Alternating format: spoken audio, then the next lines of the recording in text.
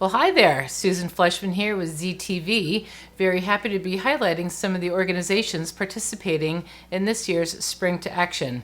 And I'm pleased to be here with Bruce Milton from Project Discovery Alexandria Advisory Board. He's the chair. Bruce, welcome. And tell us all about Project Discovery. What do you guys do over there? So there are two components of Project Discovery. Project Discovery, the club, is an organization that's been around since 1986. It's a club, an after-school club at TC Williams to help kids who are low to moderate income or the first in their families to go to secondary education or trade school, 2 4-year universities, a trade school.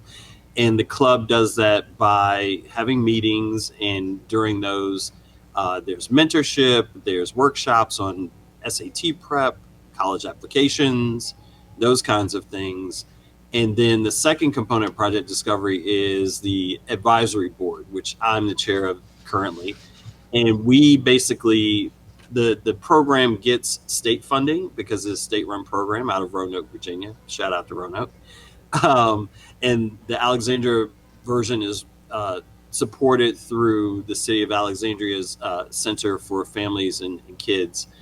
And the board's job is to help supplement the funds that they get through the state with fundraisers. And so we do fundraising for the club, and we also give advice on the programming that happens in the club and mentorship as well. And so we just generally support the club.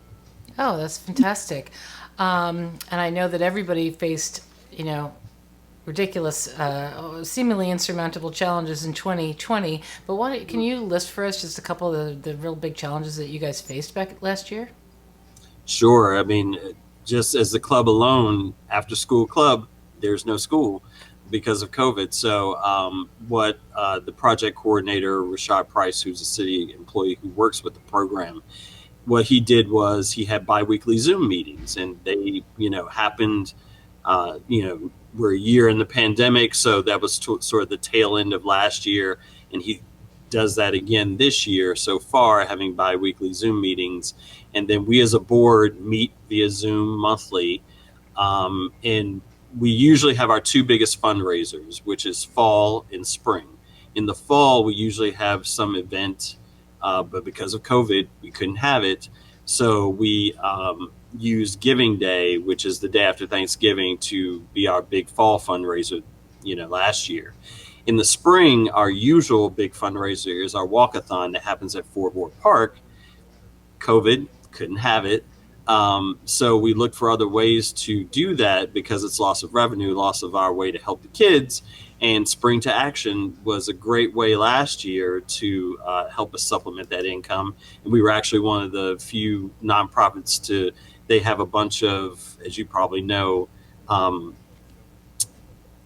forget the proper term, but like you could get some things, like if you're selected as the nonprofit that we won like an extra $100 Oh, because nice. Like a beneficiary or, a yeah. power hour kind of thing, like they Oh, have the neat. special kind of thing. And so we did Spring to Action last year, and of course we're doing it again this year because we're still in the pandemic. We still can't have our spring walkathon. And Spring to Action not only is a great way to uh, do this instead, but also it's a great cause. So we love it. Yeah, absolutely. Well, and thank you for that beautiful segue into my next question, which is how did, obviously, it helped you address some of the challenges because it kind of replaced or was in lieu of your typical fundraising activities that you were used to doing. What kind of an impact did the donations make? Because you weren't able to do it for your own. So it's nice to have this amazing organization of Spring to Action helping you, or I should say event. But can you list for us some of the specific impact that made? Sure. So, for example, our funds go towards things like campus visits. When I was in Project Discovery, when I was a student at TC, I'm a local kid, grew up in Delray, and I live on the west side of my family now. I have two ACPS students.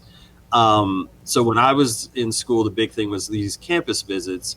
And so our funding helps kids go visit places like they've gone to colleges in Pittsburgh and Pennsylvania. They've gone to Maryland, like Morgan State and those places. They've even gone to the Tidewater area to some of those colleges, so the funds help those kinds of things. We also give help for, your college application process. If kids need help with SATs, we do that. And the biggest thing that we do as a board is we have 3 scholarships.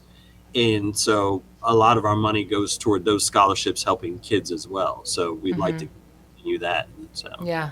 Yeah, it's also expensive, and but boy, what a difference! What a huge impact and difference that it can make for a student who, probably didn't even know that those options exist for them, and to be able to actually see the schools and to be there and catch the fever, if you will. That's really great. It's really wonderful but we work. always say you never know if you belong somewhere until you actually set foot on that campus. Right. And one of our big initiatives is to get enough money to, usually we stay in the Northern Capital Region, the National Capital Region, just for time's sake. Our big goal is to get enough money raised so that we can send kids. Their big ask has been North Carolina schools, so they want to do that down there. But funding, we can't really do that. Yeah. So eventual goal is to get to that point. Oh gosh. Well, I sure hope that you can. I think that's a fantastic goal, and maybe expand it even a little bit beyond that. But that's really great. What and you just gave a wonderful reason why. But how can the community help you make that happen? In terms of increasing your reach and even your radius of where you can take these students to kind of see where they can possibly go. What can the community do? The biggest way is donations. Obviously, their donations, 100% of it goes straight to the kids. We're all volunteer advisory board. The program is run through the city, so there's no money there. Every cent that people donate goes straight to the program and to helping the kids. That's fantastic. And so there's, when you donate, you give money to that. You give money that enables us to give more scholarship money to kids. Right now, we have $1,000 for current students, $1,000 for alumni, and we also have a $500 Natalie Vaughn scholarship for those seniors who are going to do liberal arts. And so we give a specific scholarship to that. But more donations means more money that we can give directly to Sure. these kids. Absolutely. And then also, if you want to donate your time is always helpful. So normally it would be volunteering for our events, but if you wanted to be a board member and you really believe in giving kids a shot at secondary education and what we believe in, then come join the board. Yeah, well, that sounds fantastic. And so those are your 2021 goals beyond raising more money and expanding your programs. Do you have any other specific goals for 2021? Surviving the pandemic? No. No, really, those two are the biggest ones. Being able to, and looking beyond, what the biggest thing with Act for Alexandria when they got CARES funding was, the great thing was we were able to help kids with the grant that we applied for. What we found were kids were saying they were having challenges with food. They were having their stories were heartbreaking. Yeah. So we did an application process where they could apply for the grant that we got from ACT in the CARES Fund. And so with that, we were able to give 9 students, 5 current students and 4 alumni. Every kid got PPE, food, and school supplies, which was a big thing that was asked for. But the great thing too was we were able to help them with some technology challenges they were having, like computers and webcams like we're using today. And I think I have some photographs of that, right? Absolutely. And so what you'll see is this is Amy. She was one of our recipients, and she's holding there some PPE. Actually, that one's probably the school supplies. This one's the PPE. And so we were able to give them these things because a lot of them had challenges, saying like their parents had lost their jobs. They were juggling school and working when they could. Some were juggling their mental well-being. So we just wanted to help them. And so our biggest thing in this, Delilah, who is the current president of the Project Discovery Club. So yay, Delilah. Yay. She was a recipient of one of the laptops we gave as well. And so a lot of the kids, what we're looking for in 2021 is seeing how we can possibly continue the great and generous thing that we got from Act from Alexandria onward and do Right. some of those things onward. Because that's something we didn't do before we got this. Oh, okay. Well, that's great to know. And boy, do they look pretty happy with their tools that they need for success. So that's They were really it's very gracious. Very yeah, they that's loved it. awesome. Awesome. Well, wonderful work, Bruce. Thank you for all you do. And our last, why don't you leave our viewers with, you can finish the blank that I spring to action because. I spring to action because it's needed. Beforehand, there was obviously a need out there, and all of us nonprofits in our own little environments helped when we could.